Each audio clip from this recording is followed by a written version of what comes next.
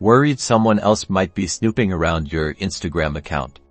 Let's lock it down by checking which devices are currently logged in. First, open the Instagram app on your phone. Make sure you're already logged into the account you want to check. Next, look for the three horizontal lines, often called the menu icon, in the top right-hand corner of your profile page and tap on them.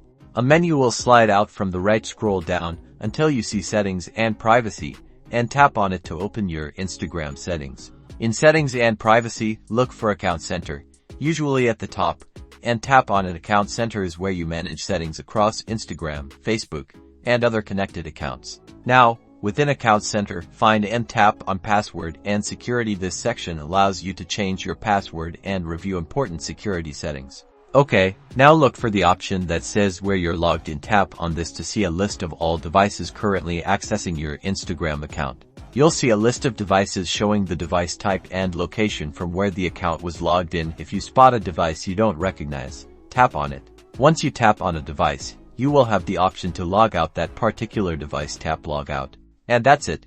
You've successfully checked your logged-in devices and removed any suspicious ones, securing your Instagram account. Remember to change your password regularly for added security. #Instagram Security #Account Protection.